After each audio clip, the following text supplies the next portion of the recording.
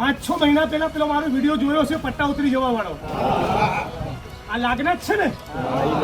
થયો અનુભવ થયો તમારા કોટ ગામના લોકોને, સાપકડાના લોકોને અનુભવ થયો ને? ધરતીનો તાત ખેડૂત કહેવાય, પણ એનો સાથ દેવા કોણ જાય? એનું પકવેલું અનાજ સૌ કોઈ ખાય, પણ ખરે ટાણે એની સાથે કોણ જાય? આ શબ્દો આજે સાચા લાગે છે. ખેડૂતને લઈને 3 અલગ અલગ પ્રશ્નો, ત્રણેય મુદ્દાને લઈને આજે વાત કરવી છે. 182 માંથી 116 ધારાસભ્યો પોતાને ખેડૂત પુત્ર કહે છે, પણ આજે ખેડૂત સાથે કોણ છે? બીજું, પોલીસ પ્રોટેક્શન કંપનીઓને જ કેમ, ખેડૂતોને કેમ નહીં? અને ત્રીજું, હદ થઈ ગઈ છે હવે તો, કારણ કે વિધવા મહિલાઓને પણ હવે ધમકીઓ દેવામાં આવે છે. 3 અલગ અલગ અવાજો આજે એક જ સવાલ પૂછે છે: શું ખેડૂત માટે વિરોધ જ હવે એકમાત્ર રસ્તો બચ્યો છે? ગુજરાતમાં ચૂંટણી આવે ત્યારે લગભગ દરેક નેતા પોતાને ખેડૂતનો દીકરો કહે છે, પણ જ્યારે સાચા ખેડૂતની જમીન, પાણી અને હકનો પ્રશ્ન આવે છે ત્યારે આ જ નેતાઓ ક્યાં ગાયબ થઈ જાય છે? પહેલો મુદ્દો અમરેલી જિલ્લાના જેતપુર વિસ્તારનો છે, જ્યાં વીજ પોલના કામને લઈને ખેડૂતો વિરોધ કરી રહ્યા છે. આ દરમિયાન સામાજિક કાર્યકર પાલભાઈ આંબલિયાએ એક મહત્વની વાત કહી છે. તેમણે કહ્યું કે હું ધારાસભ્ય નથી, હું રાજ્ય કક્ષાનો મંત્રી નથી, હું આ ગામનો પણ નથી, છતાં ખેડૂતોના હિત માટે વીજ પોલનું કામ અટકાવવા લડી રહ્યો છું.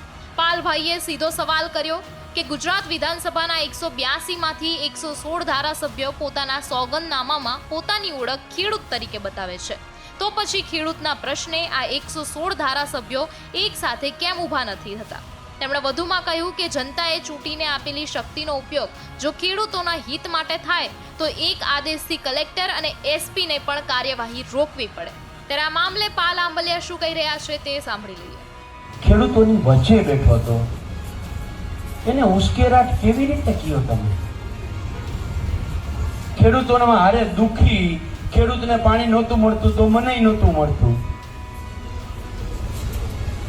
આ પરિસ્થિતિમાં એની હારે હું રહ્યો છું, એની વચ્ચે હું બેઠો છું, અને ધારાસભ્ય ન હોવા છતાંય, રાજ્ય કક્ષાનો મંત્રી ન હોવા છતાંય, મારું ગામ ન હોવા છતાંય એ અધિકારીઓ સાથે દલીલ કરીને ત્યારે ને કામ બંધ કરાવ્યું છે.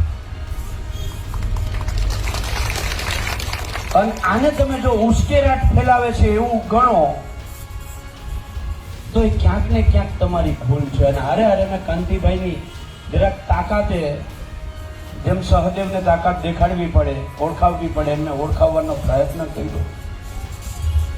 કાંતિભાઈ, આપ તો ચૂંટાયેલા જનતાના પ્રતિનિધિ, સરકારમાં બેઠેલા રાજ્ય સરકારના મંત્રી છો.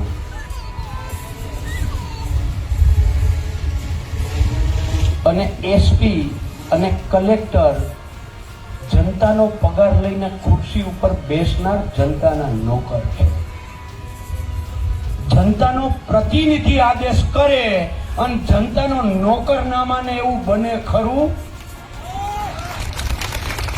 બીજો મુદ્દો છે પોલીસ સુરક્ષાનો. આદિવાસી નેતા ચૈતર વસાવાએ સોશિયલ મીડિયા પર એક પોસ્ટ શેર કરીને સવાલ ઉઠાવ્યો છે કે સરકાર વીજ કંપનીઓને પોલીસ સુરક્ષા આપવા માટે હજારો પોલીસ કર્મચારીઓ ફાળવે છે, પરંતુ પોતાના હક માટે લડતા ખેડૂતોને આવી સુરક્ષા કેમ નથી મળી રહી? ચૈતર વસાવાના આક્ષેપ મુજબ કંપનીઓને સુરક્ષા આપવા સરકાર પાસે પૂરતા સાધનો છે, પરંતુ ખેડૂતના પ્રશ્ને એક જ તંત્ર નિષ્ક્રિય કેમ દેખાઈ રહ્યું છે? ત્રીજો મુદ્દો સૌથી વધુ સંવેદનશીલ છે. એક ખેડૂત વિધવા મહિલાને ધારાસભ્ય જિગ્નેશ મેવાણીને પોતાની વ્યથા જણાવી.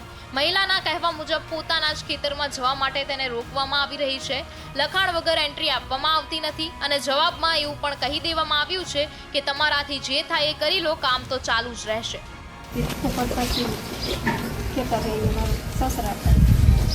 તો વાડીએ જઈ તો મને કે હું લેવા આવ્યા, મને લખાણ દો. ફાઉન્ડેશન ભર્યું ત્યાંથી મને લખાણ નથી દીધું, મને વળતર કોઈ નથી. તો મને પોલીસ ચારી આવ્યા, ઓલા મુકેશભાઈ હતા ને આવ્યા, તો કે શું લેવા આવ્યા? મને લખાણ કરી દો. લખવાનું નથી ને દેવાનું નથી ને તાર જવું હોય તો દિલ્હી સુધી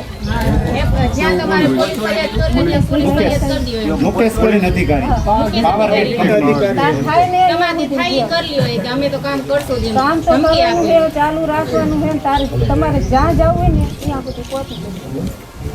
હવે આવા વિધવા બેન ઉપર ગુજરાતનો કોઈ પોલીસ કર્મી એ ટણી કરે